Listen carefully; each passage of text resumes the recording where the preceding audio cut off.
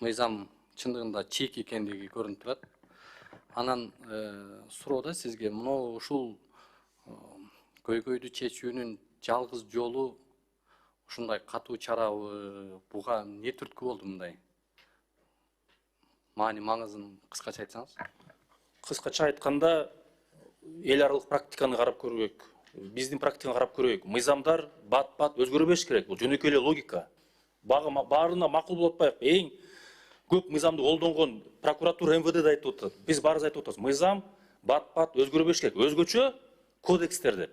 Ошондуктан налоговый, анын цифровой кодексте ушуга чейин механизм кирди да, жакшы иштеп кетишти.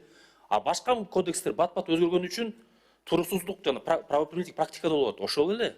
Ошон үчүн практикадагы баардыгы айтып атат. Эми кодекс эң негизги басым мыйзам өзгөрбөш керек, бат-баттан. Туруктуулук керек деген маселе. Ушул өзөк болуп атат, туруктуулук үчүн жалгыз чара ушул бир жылда бир гана жол өзгөртүү киргизүү менен гана туруктуулукту камсыздайбыз деп кепилдей аласызбы? Бүгүнкүдөн бул мен эмес, бул жогорку кеңештин токтому. Бул жер жазылып турат. Мынакей мен жана эки жолу айтып кеттим. Нестабильный закон деген сөздү бул жогорку кеңеш киргизди. Мен эмес, жогорку кеңеште жазылып турат. Өз токтомунда. Бат-бат өзгөргөн кодекс нестабильный деп, сөз жаман кусаңыздар. Нестабильный кодекс деп. Ошонун негизинде биз жумушту баштап, бизнес менен сүйлөшүп алып келдик буну.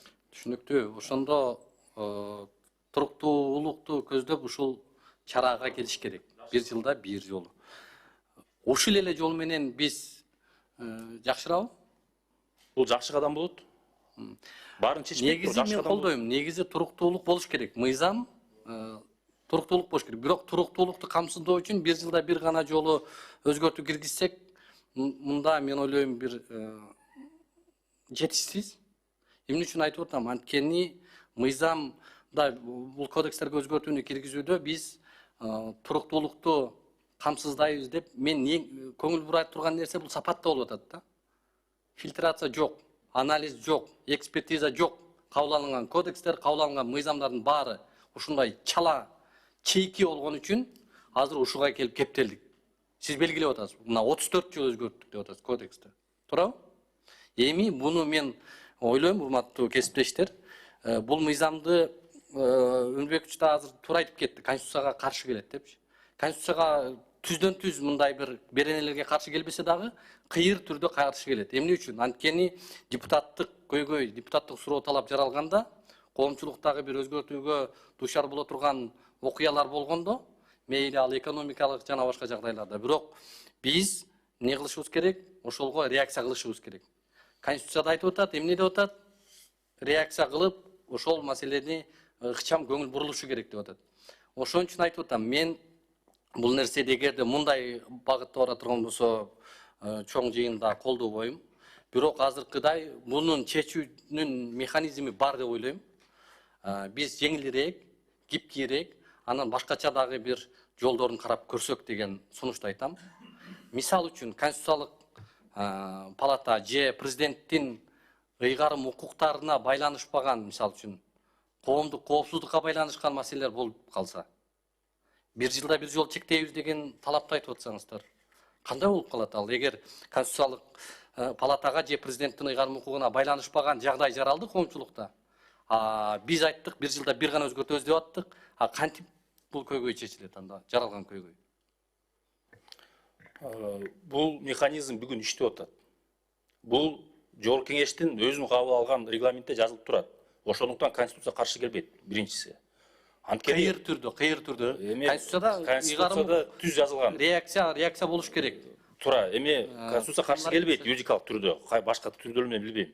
Экинчиси, сиз айткан маселе туура айттыңыз, особый случай да, непреодолимая сила деп. Менде расмий түрдө экен регламентте жогорку кеңеште жакшы жазылып турат.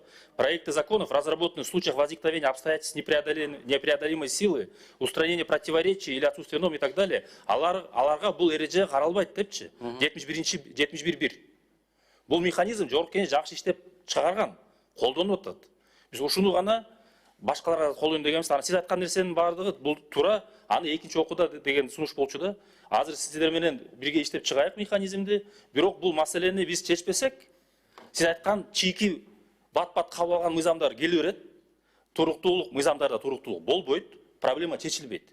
Буну же бир жол менен ушул эле жолго же башка жолу бирок чечиш керек. Биз ушинтип баарыбыз макул болуп, кеңесте бир механизмге келейик, бирок буну чечиш керек. Анткени бүт мыйзам колдонуучулар айтып атпайбы? Мисалы азыр кодекстер процедуралык фильтрден өтөбү? Экономикалык экспертизадан, антикоррупциялык, адам укуктары боюнча экспертизадан. Өзгөртүлөрбү?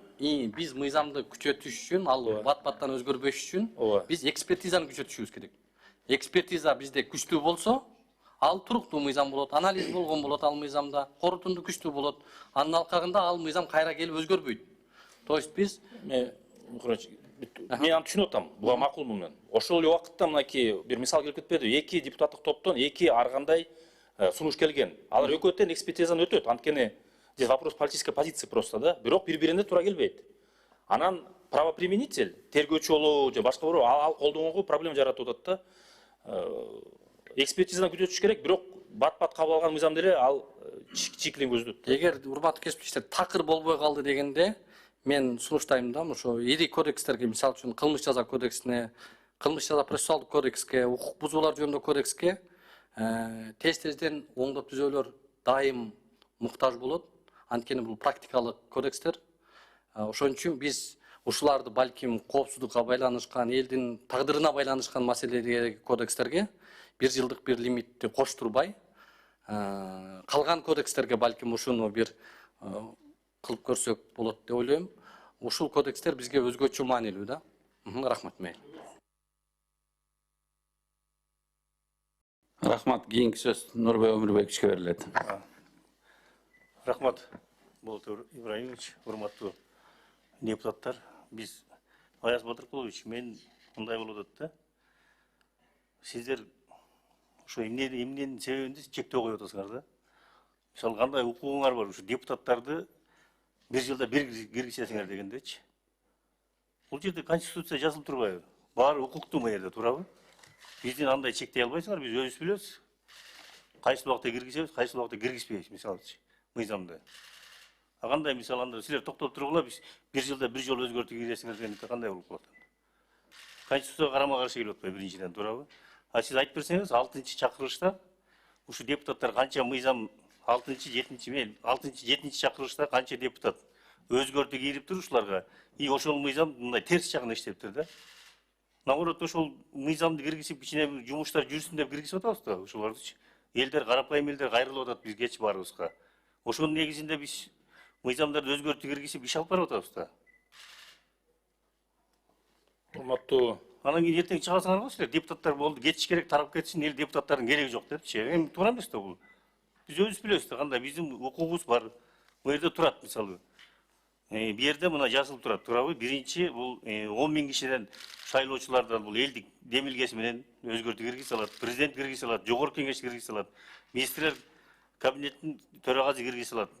Анан өздөрүнө тиешелүү мына соттор киргизет, элдик курултай и башкы прокурор киргизет. Аны силер кантип тыя аласыңар буну? Анда өзгөртүү киргизгиле анда тегемеге дагы, конституцияга. Бир жылда бир жолу кирсин деп жазып койгула. урматтуу Нурбек Өмүрбекович, бул чектөө эмес. Кандай чектөө? Законодательная инициатива Бир жолу кирсин деген кандай бул? Урматтуу Нурбек Өмүрбекович, бул конституцияга эч кандай каршылыгы жок. Каршылык болуп атат да. Эч кандай каршылыгы жок. Мен түз айтып атам, анткени бүгүн деле санариттик кодекс, налоговый кодекс ошентип иштеп келет. Бул жөнөкөй эле логика. Эми кодекс деген мына бүт юристтер айтып бере алат. Кодекс бат-бат өзгөрбөш керек. Керек болсо мыйзамды өзгөрбөш керек. Эми кодекс 10-дон 20-30 жолу бир жылда өзгөргөнү бул туура эмес. Ошондуктан бизнес ар дайым ушуну сурап келген, инвесторлор сурап келет. Ошондуктан мисалы налоговый кодекске ошондой норма кирген. Бир жылда бир бүт депутаттар сунуштарын берет. Налог туура, налог мейли, мен макулмун налогчу. Эми налог менен башка деле бирдей да. Кодекс о правонарушениях кимге? Ал деле бизнеске карайт да, туурабычы? Эми ар бир депутат любой убакытта сунуштайт. Бунун укугу бар, эч ким чектеген жок. Бирок механизм түзүлүп атат. Итак эле любой мыйзам бир жыл билесиздер, мөөнөтү күчүнө келгенче примерно да. Алар чогулуп баратып, баардык жерде системдүү түрдө бир механизмге кирип, бир пакет менен кириш керек деген маселе. Анткени мынакей биз карап чыктык башка мамлекеттерде делечи. Бизде өзгөрүп тургандай кодекстер эч жерде жок. мына мен даже окуп эле коеюн 13 жолу 15 жолу 30 жолу деген бул туура эмес. Негизинен любой юрист айтат, бул мыйзамдардын туруктуулугу жөнүндө сөз. Ар бир сунуш кирет, ар бир сунуш өзүнүн жолу менен жылат. Бирок бир убакытта бардыгы бир жерден взаимосвязь болуп туруп, бир пакет менен кире турган эле маселе. Эч кандай чектөө бул жерде жок. Конституцияга каршылыгы жок, эч кандай каршылыгы жок. Кайсы мыйзам кирип, ошо экономика, ошо мамлекет артка кетти деген барбы? Ошону айтып бериңизчи, кайсы жерден? Сандар бар, мынакей гражданский кодекске 13 жолу кирди, 24-жылы 9 жолу кирди, 25-жылы 13 жолу. Экономикасы артка кетип атабы, же кандай болуп атат? Уголовный кодекске 13 жолу. Бул негизинен правоприменительный практикага юристтерге кыйыныраак болот колдонгонучу, эффективдүү натыйжалуулугу менен колдонгонго мыйзамды. Анткени көп өзгөрүп турган кээде керек болсо министрликтерде байкабай калып кантип өзгөрүп кетип атканы. Биринчи мисал биякта депутаттар жөнүндө сөз эмес. Көп каталарды керек болсо министрликте деле кетирет. Мынакей биринчи мыйзам азыр инвестиция жөнүндө мыйзамды өзгөртүүлөр. Кандай ал жерде нерселер чыкты? Ошондуктан мыйзамдар ар бирөө туруктуу болуш керек. Бул жерде депутаттар жөнүндө сөз эмес. Бул жерде министрликтер деле кээде бири менен иштеп, бир пакет алып бериш керек деген маселе. Кимдерге ошого мыйзам жасап турган болсо, ошолорго каршы болуп атпайбы? Конституция жазылып турбайбы?